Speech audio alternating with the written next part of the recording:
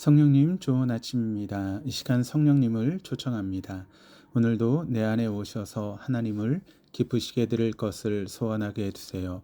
오늘 말씀을 통해 구체적으로 무엇을 해야 할지를 깨닫게 해주세요. 깨달은 것을 삶 속에서 실천할 수 있도록 도와주세요. 아멘. 오늘 함께 나누실 하나님 말씀은 민수기 3장 1절에서 13절까지 말씀입니다. 제 3장.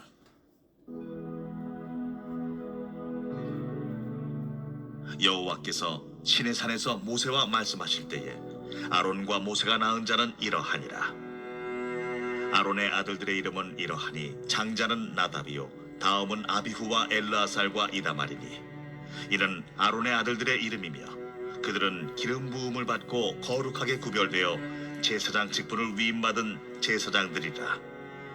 나답과 아비후는 시내 광야에서 여호와 앞에 다른 불을 들이다가 여호와 앞에서 죽어 자식이 없었으며 엘르아살과 이다말이 그의 아버지 아론 앞에서 제사장의 직분을 행하였더라.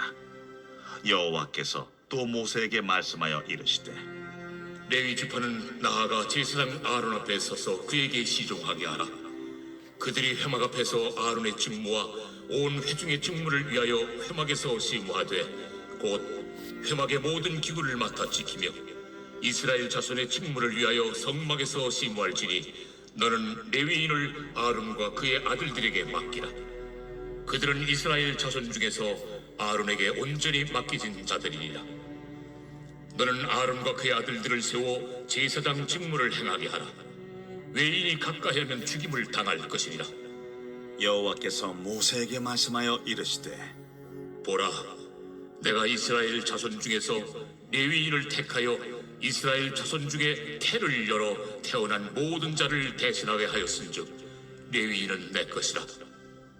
처음 태어난 자는 다 내 것임은 내가 애굽 땅에서 그 처음 태어난 자를 다 죽이던 날에 이스라엘의 처음 태어난 자는 사람이나 짐승을 다 거룩하게 구별하였음이니 그들은 내 것이 될 것임이니라. 나는 여호와이니라. 가나안 정복을 위해 전쟁에 나갈 수 있는 군인의 명수에 대한 첫 번째 조사가 민수기 1장에 있습니다. 민수기 2장은 군대의 진 편성과 행군 순서를 기록하고 있습니다. 민수기 3장에는 군대 편성에 제외되었던 레위 지파의 인구 조사에 대한 기록이 있습니다. 오늘 본문은 대제사장이자 레위 지파의 우두머리인 아론의 가문을 소개하고 있으며 또 레위 지파의 소유권이 누구에게 있는지 밝히고 있습니다. 1절입니다. 여호와께서 시내산에서 모세와 말씀하실 때 아론과 모세가 낳은 자는 이러하니라.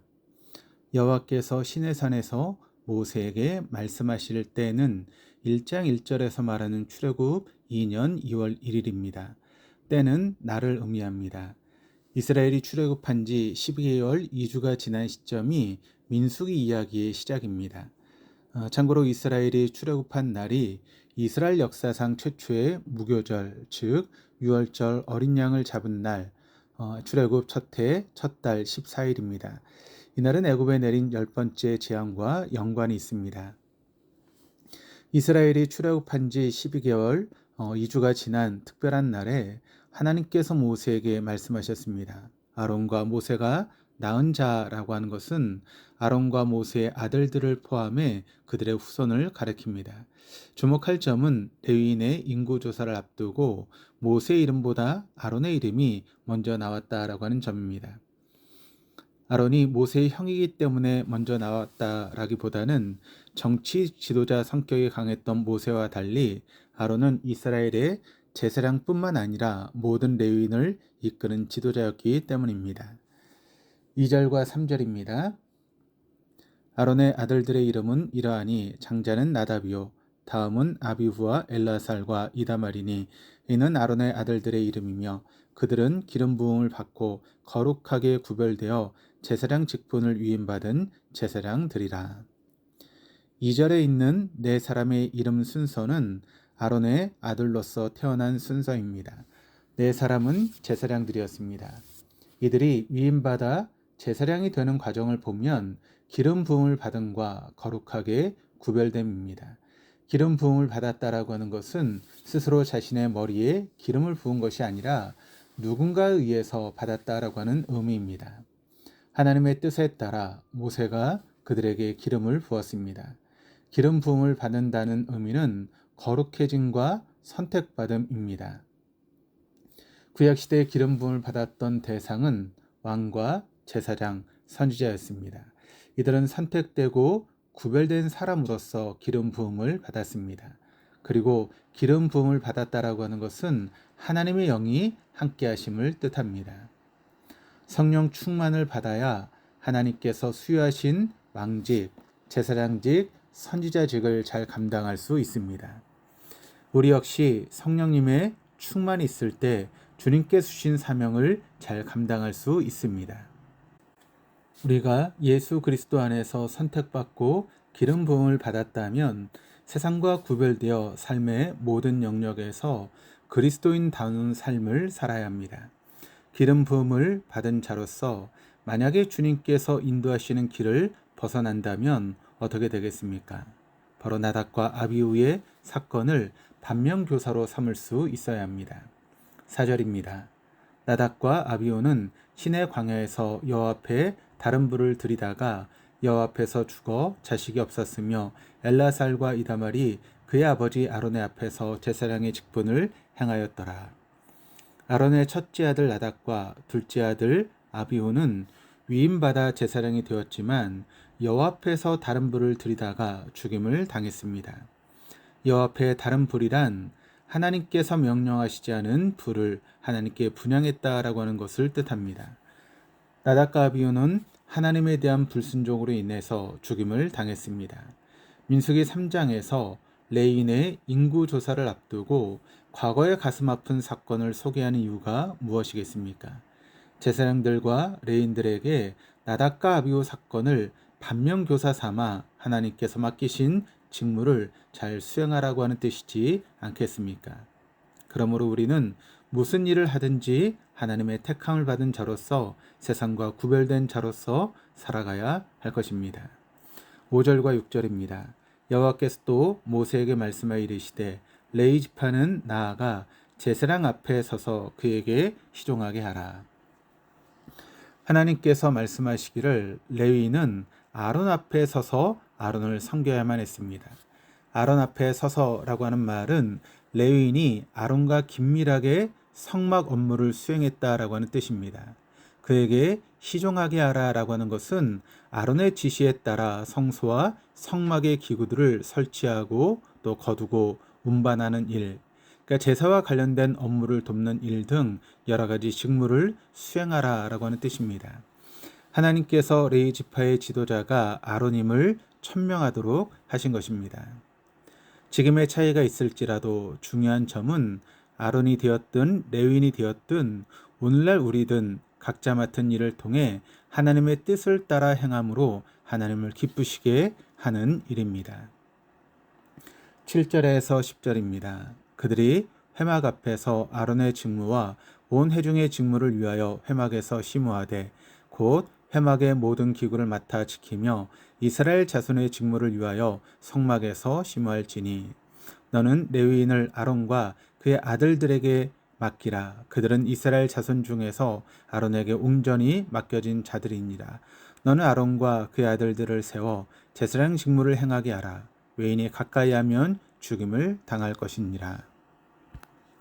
아론의 직무는 제사장들의 제사 집례를 위해 필요한 제반 업무와 성막 설치, 분해, 이동, 관리하는 일입니다. 온 회중의 직무는 이스라엘 백성이 하나님께 제사를 드릴 때 백성의 제사 준비를 돕는 일입니다. 아울러 성막을 중심으로 동서남북 각각 3개의 지파의 진영이 있는데 성막과 백성의 진영 중간에서 백성들의 성막 접근을 막는 일입니다. 정리하자면 레위인은 성막에서 제사와 관련된 모든 일을 도왔습니다. 제사장을 돕고 백성을 도왔습니다.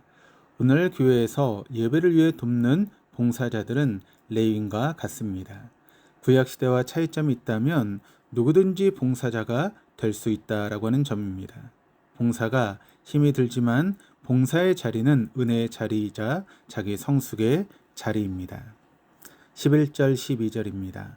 여호와께서 모세에게 말씀하여 이르시되 보라 내가 이스라엘 자손 중에서 레위인을 택하여 이스라엘 자손 중에 태를 열어 태어난 모든 자를 대신하게 하였은즉 레위인은 내 것이라. 하나님께서 모세와 아론과 아론의 아들들을 택하셨듯이 레위인을 택하셨습니다. 레위인에게 성막과 관련된 일을 맡기신 주체가 하나님이심을 분명히 밝히고 있습니다. 하나님의 주권적인 선택에 의해 레위인이 성막과 관련된 일을 맡게 되었습니다. 오늘날 우리가 하나님의 자녀가 되고 그리스도인이 된 것 역시 하나님의 주권적인 선택이었습니다. 그렇기에 하나님께 감사하지 않을 수 없습니다. 하나님께서는 레위인을 가르쳐 내 것이라고 말씀하십니다. 레위인이 하나님의 것이 된 근거를 하나님께서 알려주시는데 이스라엘 자손 중에 태를 열어 태어난 모든 자를 대신하게 하였기 때문입니다. 대신하다라고 하는 말은 하나님의 대속사역과 연관이 있습니다. 이삭이 제물로 바쳐지기 전에 이삭을 대신하여 순양이 제물로 바쳐졌습니다. 하나님께서는 대신하다에 대한 또 다른 부연 설명을 13절에서 해주십니다. 13절입니다.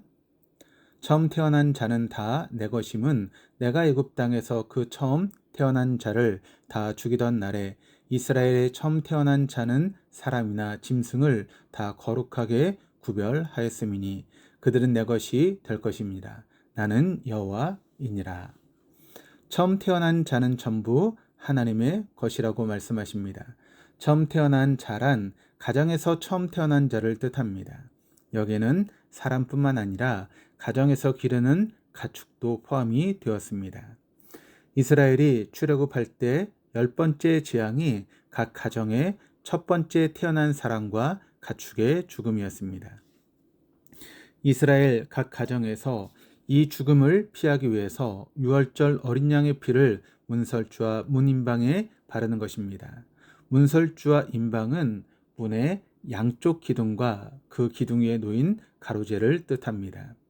유월절의 어린 양의 피를 문설주와 인방에 발랐던 각 가정에 처음 태어난 사람이나 가축은 죽지 않았습니다.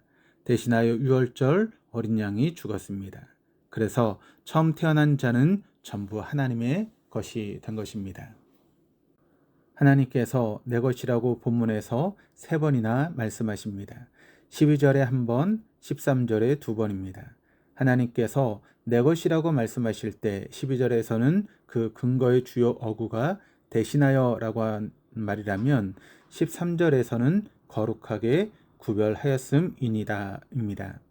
12절에서는 레위인을 가르쳐 내 것이라고 말씀하시고 13절에서는 처음 태어난 자는 다 내 것이라고 말씀하십니다. 논리적으로 보면 처음 태어난 자를 죽음에서 살리기 위해서 대신하여 어린 양을 하나님께서 희생하게 하셨으니 처음 태어난 자가 하나님의 것입니다. 하나님께서 처음 태어난 자를 살려준 것으로 인해 레위인은 하나님의 것이다 라고 하는 논리입니다. 그래서 이스라엘의 모든 지파의 각 가정의 장자 명수대로 레위인의 명수가 하나님의 것이 되었습니다. 유월절의 어린 양이신 예수님께서 우리 각자를 대신하여 죽으셨습니다. 나를 대신하여 죽임을 당하신 예수님을 누가 보내셨습니까? 하나님이십니다. 그러므로 우리는 하나님의 것입니다. 우리가 하나님의 소유가 된 것은 속박이 아니라 은혜입니다. 주님의 보혈로 살게 된 것이 크나큰 은혜인데 주님께서 나를 대신하여 죽으심으로 내가 하나님의 소유되었다라고 하는 것은 은혜 위에 더 큰 은혜가 임한 것입니다. 우린 이런 은혜를 받은 자로 살아갑니다.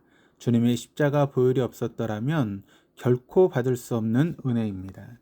우리가 주님의 십자가의 길을 걸어갈 때 주님의 은혜가 값싼 은혜로 전락하지 않습니다.